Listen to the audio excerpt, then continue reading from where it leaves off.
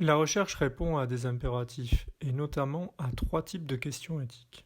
Un impératif qui concerne les questions liées au respect des méthodes, scientificité de la recherche, visant la validité des résultats. Confère les débats sur la qualité de la méthode scientifique autour de l'usage du plaquenil, avec l'absence par exemple de groupe contrôle, tout du moins pour la première publication. Un impératif qui concerne les questions liées au respect des personnes se prêtant à la recherche. Préservation de la dignité, bien sûr, mais également ne pas nuire aux personnes qui participent à la recherche. Par exemple, respecter la confidentialité et l'anonymat pour les recueils de données, la protection des données. Un impératif qui concerne l'usage qui peut être fait des résultats de la recherche. Attention par exemple à l'instrumentalisation dont vous pouvez faire l'objet de la part des référents de stage qui peuvent être tentés de faire dire à la recherche ce qui les arrange pour leur établissement.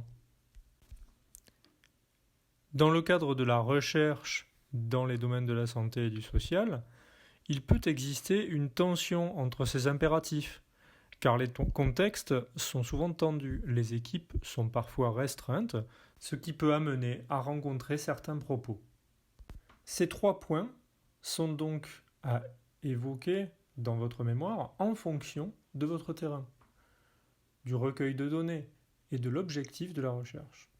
Cela fait généralement partie de la réflexion introductive de la partie méthodologique de la recherche.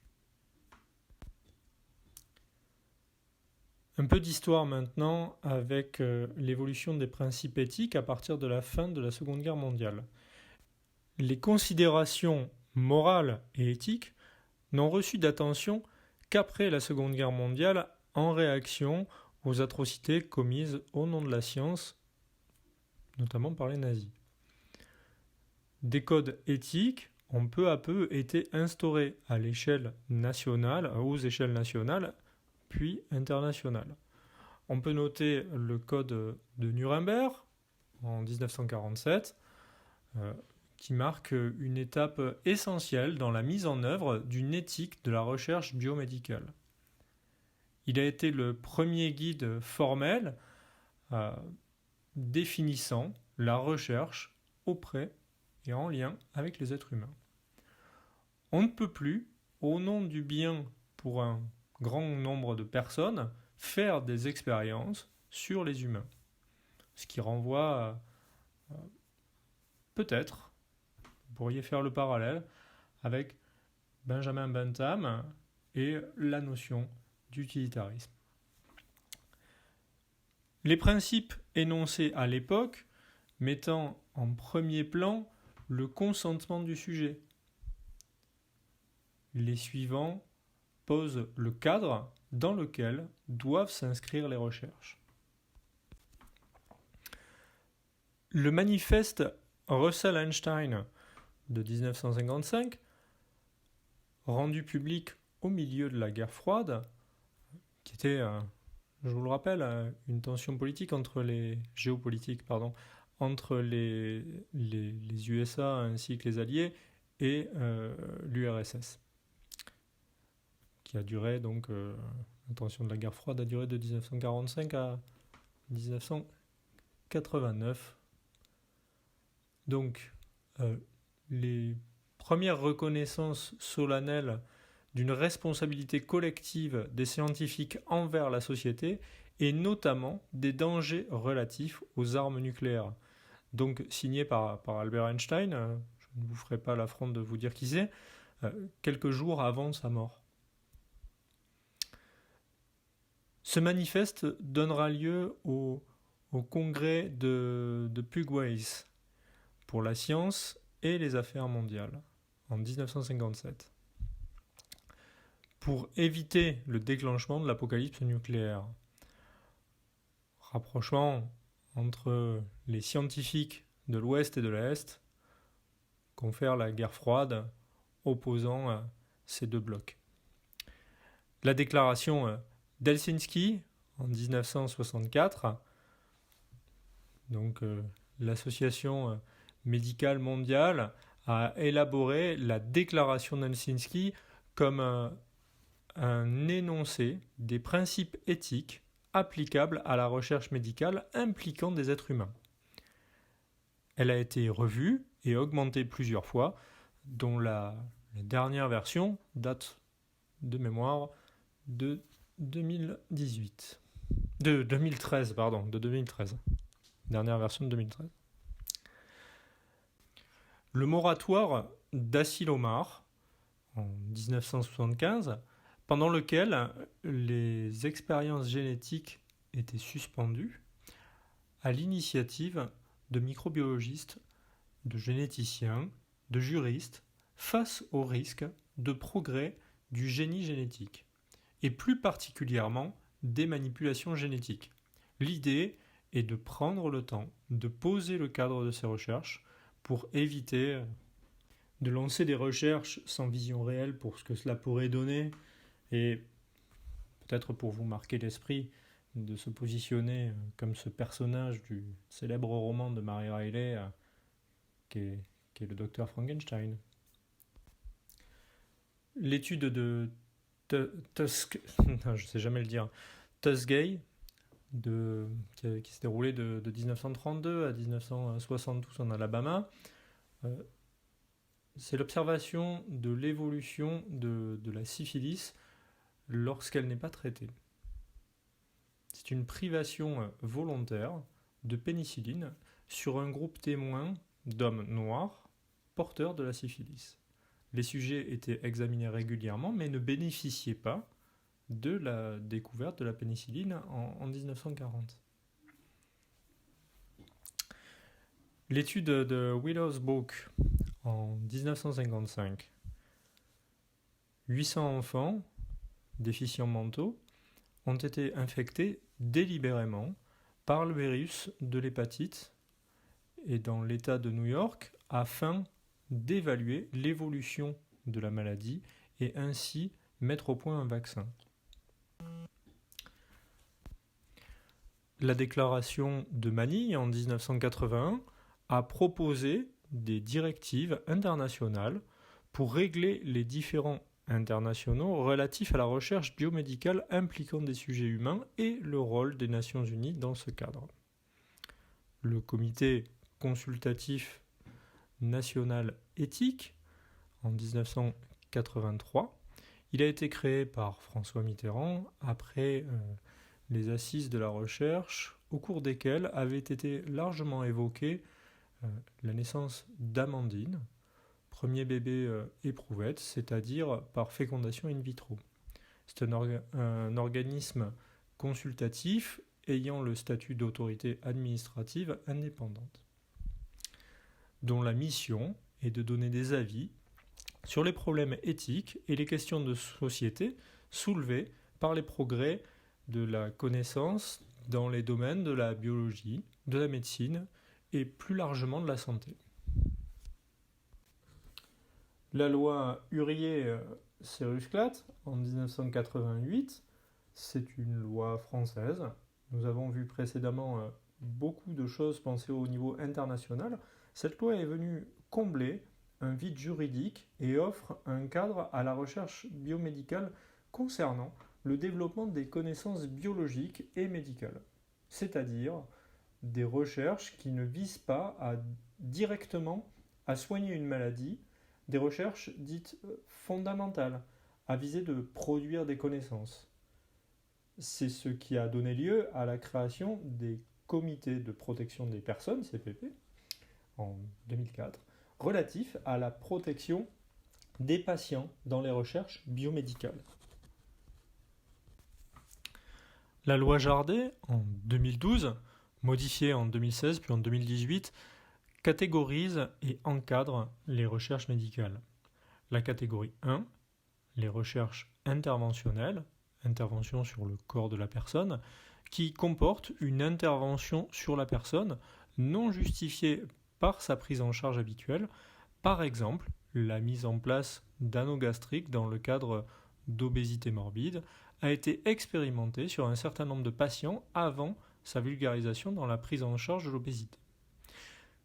Catégorie 2, les recherches interventionnelles qui ne comportent pas de risques et de contraintes, et des contraintes minimes, par exemple des prélèvements sanguins ou autres, des échographies pelviennes, etc.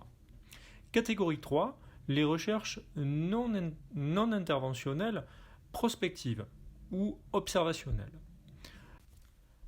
dans lesquelles tous les actes sont pratiqués et les produits utilisés de manière habituelle, sans procédure supplémentaire ou inhabituelle de diagnostic, de traitement ou de surveillance.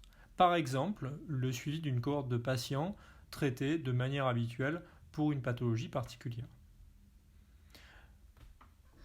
Le comité d'éthique pour la recherche non interventionnelle, abrégé CERNI, les dossiers sont des recherches universitaires qui n'impliquent pas de patients, cependant les recherches peuvent affecter les participants. Par exemple, tester une échelle de dépression, ce n'est qu'un outil qui est testé, mais que doit faire le chercheur s'il repère une personne ayant des marqueurs de dépression. Il doit aider la personne à s'orienter vers une prise en charge psychologique ou médicale. Les CERNI sont devenus des CER, comité d'éthique pour la recherche. Ils ne traitent que des recherches non interventionnelles. Les IRB, Institutional Review Board, c'est une validation à la fois éthique et méthodologique permettant de publier dans les revues nord-américaines. Comme nous pouvons le constater, la question éthique est posée régulièrement dans notre société. Elle alimente en permanence le rapport à la recherche et différents types de comités existent pour répondre à tous les projets de recherche. L'évolution de la place de l'éthique est en lien avec les catastrophes sanitaires des 30 dernières années. Tchernobyl, sang contaminé, maladie de la vache folle, Fukushima. La montée de la critique dans l'opinion implique une accélération de l'intégration de l'éthique dans les pratiques sociales, les pratiques professionnelles et en particulier dans la recherche. Le modèle d'une science coupée des mœurs devient intenable. Le développement d'un principe de précaution est incontournable. La loi de bioéthique de 2020, c'est sa troisième révision depuis sa promulgation en 1994, puis 2004 et 2011, encadre les recherches en bioéthique. Elle interdit par exemple le clonage ainsi que les recherches sur les embryons. Pour les recherches faites dans les secteurs de santé et du social, les points suivants sont au cœur des considérations des comités éthiques. Le respect de la dignité humaine, clé de voûte de l'éthique moderne de la recherche. Le respect des personnes vulnérables, comme les personnes porteuses de handicap, par exemple, ou encore les enfants. Le respect de la vie privée et des renseignements personnels. Protection, garantie de l'anonymat et de la confidentialité autour des participants. L'équilibre des avantages et des inconvénients. Réduire les inconvénients et optimiser et amener une optimisation des avantages. En somme, le rapport bénéfice-risque. Le respect, et il est parfois important de le rappeler, le respect du consentement libre et éclairé des participants. aucun moyen de coercition ne doit être employé pour amener une personne à participer à une recherche. Et ce point, j'insiste encore dessus, est particulièrement important. On peut se retrouver sans s'en rendre compte dans des situations qui amènent une obligation, même ressentie par un effet de groupe, à la participation d'une personne. L'éthique personnelle du citoyen s'oppose à l'éthique professionnelle du chercheur. Envie, plaisir de chercher versus obligation de produire des résultats. Liberté versus contrainte. Tâtonner, prendre du recul versus temps limité. Intérêt scientifique versus impact sur la société. Établir des connaissances, c'est l'objectif de la recherche, mais il faut être vigilant sur l'utilisation de ces connaissances dans cette même société. La communication au grand public, elle, s'oppose au devoir de réserve. Et je crois que c'est particulièrement présent à l'heure actuelle et autour des, on va appeler ça débats, des débats qu'on peut retrouver sur le Plaquenil. Le devoir de réserve pourrait être questionné aujourd'hui sur cette question. Enfin, le rationnel versus l'humain qui porte sa subjectivité. Je voudrais maintenant attirer votre attention sur la nécessité d'avoir conscience des biais relatifs au contexte de stage. Attention aux jugements, prises de position, préjugés, stéréotypes, etc. que l'on peut développer dans un champ professionnel connu. Attention à l'instrumentalisation de la situation dans laquelle se joue l'accueil de ce stage, qui peuvent orienter les résultats de la recherche. Concernant la recherche, concernant les concepts, ceux de mes directeurs de mémoire, de la communauté, orientation des interprétations, respect des auteurs, citation, référence, et une attention toute particulière à porter à l'égard de ce qui pourrait être considéré comme du plagiat. Donc, c'est un point important. Par rapport aux hypothèses et ou à la question de recherche, simplification plus ou moins implicite qui pourrait amener des limites à votre recherche. Enfin, relatif aux outils de recueil de données, une cohérence avec les finalités de la recherche, maîtrise du ou des outils, respect des personnes, par exemple, sur des sujets touchant à l'intime, ou encore concernant l'anonymat et la confidentialité. L'exemple de l'entretien histoire de vie, raconter sa vie est très déstabilisant car aux faits racontés sont attachés des affects. Il faut être en mesure d'accompagner la déstabilisation possible de la personne, en tout cas d'envisager cette possibilité. Donc, vigilance renforcée, notamment dans les recherches qualitatives lors des entretiens. Le consentement libre et éclairé implique un devoir d'information vis-à-vis des personnes qui participent à une recherche. Considéré comme libre et volontaire si la personne jouit de toutes ses facultés et ne subit aucune forme de manipulation, de coercition ou de pression. Les renseignements essentiels à la pleine compréhension qui nécessitent d'une information fiable, précise, lisible, audible, en rapport avec le niveau de compréhension des participants. Ce qui souligne la nécessité d'adapter les modalités de communication.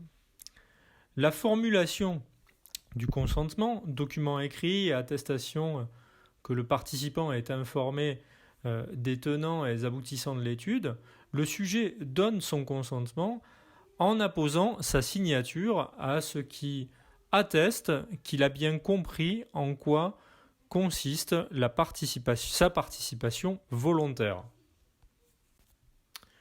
Le consentement libre et éclairé constitue un processus en soi.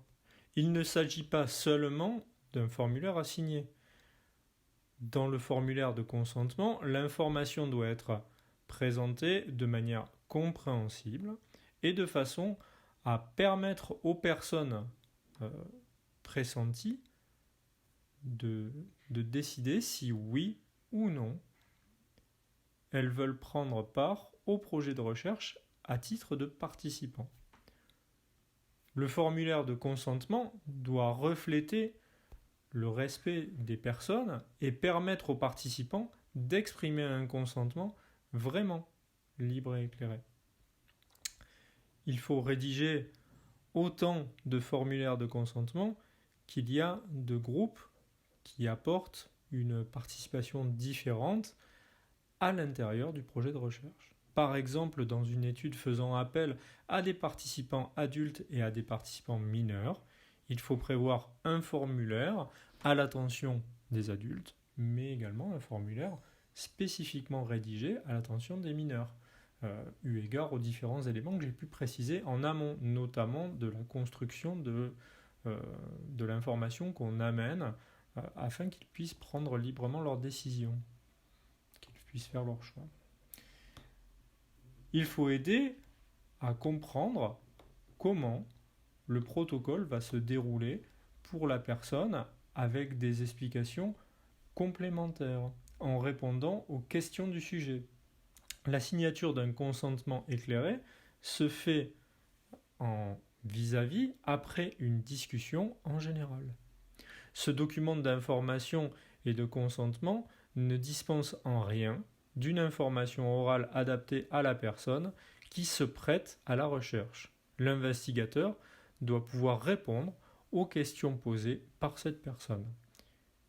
Il s'agit de permettre à la personne de faire des choix.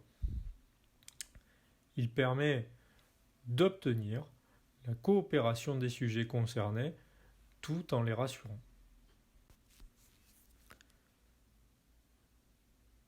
Une trame possible d'un consentement libre et éclairé, ça pourrait être le titre de la recherche, l'objectif du projet de recherche, la nature de la recherche, le directeur, directrice impliqués dans cette recherche, ou les étudiants, la durée de cette recherche, la procédure de la recherche, les différentes étapes si plusieurs temps de recherche sont impliqués, les raisons et nature de la participation. Cette section doit être claire pour permettre aux participants de comprendre la raison pour laquelle ils sont sélectionnés et en quoi consistera leur participation. Les avantages pouvant découler de la participation. Il faut préciser si, oui ou non, le participant retirera des avantages directs ou des bénéfices anticipés découlant de sa participation au projet. Dans le cas contraire, le participant aura à tout le moins contribué à l'avancement des connaissances scientifiques. Il faut également préciser si, oui ou non, le participant pourra retirer des avantages indirects découlant de sa participation au projet. Par exemple, bénéficier d'un suivi professionnel, recevoir une information particulière, profiter d'une accessibilité à certains tests, etc. Les inconvénients et risques pouvant découler de la participation. Il faut préciser tous les risques et inconvénients connus ou prévisibles, qu'ils soient physiques, psychologiques, économiques ou sociaux. Votre participation à la recherche ne devrait pas comporter d'inconvénients significatifs, si ce n'est le fait de donner de votre temps. Vous pourrez demander de prendre une pause ou de poursuivre l'entrevue à un autre moment qui vous conviendra.